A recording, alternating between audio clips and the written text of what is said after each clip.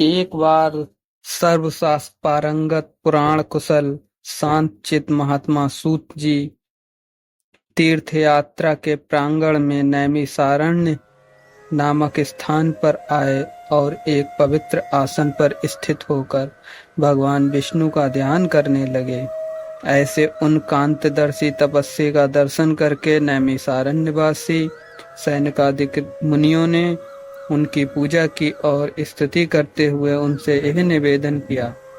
ऋषियों ने कहा, हे सूत जी, आप तो सब कुछ जानते हैं, इसलिए हम सब आपसे पूछते हैं कि देवताओं में सर्वश्रेष्ठ कौन है, ईश्वर कौन है और कौन पूज्य हैं, ध्यान करने के योग्य कौन हैं, इस जगत के सृष्टा पालन करता और संहार करता कौन है, किनके द्वारा यह धर्म प्रवर्तित हो रहा है और दुष्टों के विनाशक कौन है, उन देवता का स्वरूप कैसा है, किस प्रकार इस संपूर्ण जगत की सृष्टि हुई है। सूत जी बोले, हे ऋषियों, मैं उस गरुड़ पुराण का वर्णन करता हूँ जो सारभूत है और भगवान विष्णु की कथाओं से परिपूर्ण है। प्राचीन काल में इस पुराण को श्री गरुड़ जी ने कश्यप ऋषियों को सुनाया था और मैंने इसे व्यास जी से सुना था। हे ऋषियों, भगवान नारायण ही सब देवों में श्रेष्ठ देव हैं। वे ही परमात्मा एवं परम ब्रह्म हैं। उन्हीं से इस जगत की उत्पत्ति, स्थिति और संहार की क्रियाएं होती हैं। वे जरा मरण से रहित हैं। वे भगवान वासुदेव अजन्मा होते हुए भी जगत की रक्षा के लिए सनंत कुमार आदि अनेक रूपों में अवतार ग्रहण करते हैं। हे ब्राह्मण, उन भगवान श्री हरि ने सर्वप्रथम कौमार सर्ग में अवतार ग्रहण करके कठोर तथा अखंड ब्रह्मचार्य व्रत का पालन किया एवं दूसरे अवतार में उन्हीं योगेश्वर श्री हरि ने जगत की स्थिति के लिए हिरणाक्ष के द्वारा रसातल में ले जाई गई पृथ्वी का उद्धार करते हुए बरहा नामक अवतार लिया। तीसरे अवतार में ऋषि सर्ग में देवार्षि नारद के रूप में अवतरित होकर उन्होंने सातत्व तंत्र का विस्तार किया, जिससे निष्काम कर्म का प्रवचन हुआ। चौथे अवतार में नरनारायण का अवतार लिया।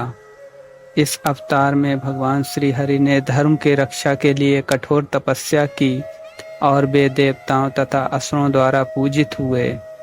पांचवें अवतार में भगवान श्री हरि कपिल नाम से अवतरित हुए, जो सिद्धों में सर्वश्रेष्ठ हैं और उन्होंने काल के प्रभाव से लुप्त हो चुके सांख्य शास्त्र की शिक्षा दी। एवं अपने छठे अवतार में भगवान नारायण ने महाश्री अत्रि की पत्नी अनसुईया के गर्भ से दत्तात्रेय के रूप में अवतीर्ण होकर राजा अलर्क और प्रहलाद आदि को अन्वांशिकी ब्रह्म विद्या का उपदेश दिया। सातवें अवतार ने श्री नारायण ने इंद्राणी देवगणों के साथ यज्ञ का अनुष्ठान किया और इसी स्वयंभू मान्यवर में वे आकुर्ति के गर्भ से रुचि प्रजापति के पुत्र के रूप में यज्ञदेव नाम से अवतीर्ण हुए एवं अपने आठवें अवतार में वे ही भगवान विष्णु नाभि एवं मेरु देवी के पुत्र रूप में ऋषभदेव नाम से प्रबुद्धित हुए।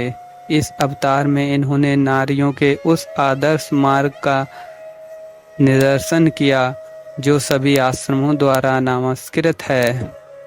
ऋषियों की प्रार्थना से भगवान श्री हरि ने अपने 9वें अवतार में पार्थिव शरीर अर्थात पृथ्वी का रूप धारण किया और गौरूपा पृथ्वी से दुग्ध रूप में अन्नादिक औषधियों का दोहन किया, जिससे प्रजाओं के जीवन की रक्षा हुई एवं सभी प्रजा का भला हो सका। 10वें अवतार में श्री नारायण ने मत्स्य अवतार ग्रहण कर इन्होंने चाक्षुष मान्यवर के बाद आने वाले प्रलय काल में वैवस्वत मानु को पृथ्वी रूपी नौका में बैठाकर सुरक्षा प्रदान की एवं अपने 11वें अवतार में देवों और दानवों ने जो समुद्र मंथन किया, उस समय भगवान नारायण ने कूर्म अर्थात कच्छप का रूप धारण करके मंदराचल पर्वत को अपनी पीठ पर धारण किया। यही प्रभु नारायण का 11वां अवतार था एवं अपने 12वें अवतार में धन्वंतरी का अथवा 13वें अवतार में मोहिनी का रूप धारण किया।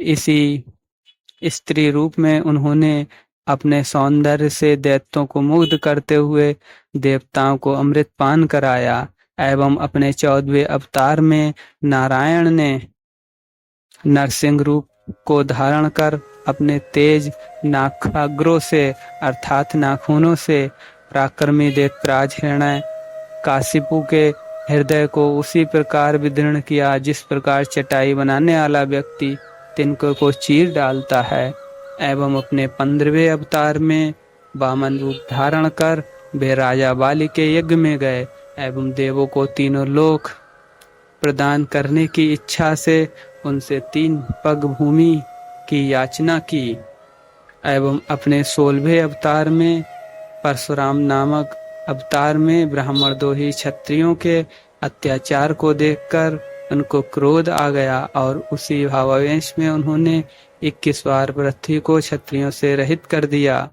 इसके पश्चात 17वें अवतार में ये पराशर द्वारा सत्यवती से व्यास नाम से अवतरित हुए एवं मनुष्यों की अल्प ज्ञाताओं को जानकर उन्होंने वेद रूपी वृक्ष को अनेक शाखाओं में विभक्त किया।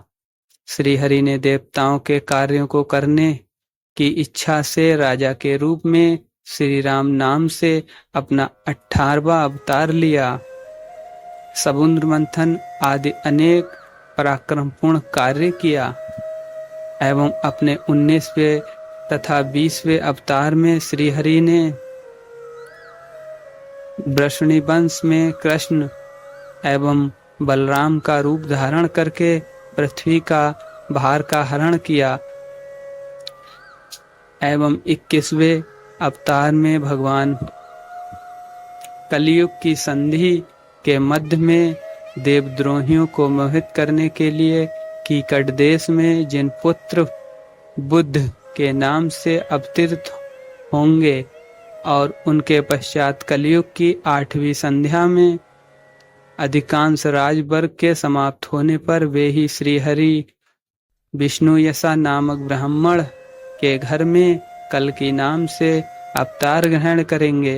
हे द्विजो, मैंने यहाँ पर भगवान नारायण के कुछ ही अवतारों की कथा का वर्णन किया है। सत्य तो यह है कि 7 गुण के अधिष्ठात्र देव भगवान विष्णु के असंख्य अवतार हैं। मनु, वेदवेत्ता तथा सृष्टि प्रवर्तक सभी ऋषि उन्हीं विष्णु की विभूतियां कही गई हैं। उन्हीं मनु आदि श्रेष्ठ ऋषियों से इस जगत की सृष्टि आदि होती है, इसलिए व्रत आदि के द्वारा इनकी पूजा करनी चाहिए। प्राचीन काल में भगवान वेद व्यास जी ने इसी महागरुड़ पुराण को मुझे सुनाया था। अध्याय 1 समाप्त। जय श्री राधे कृष्णा। जय नर।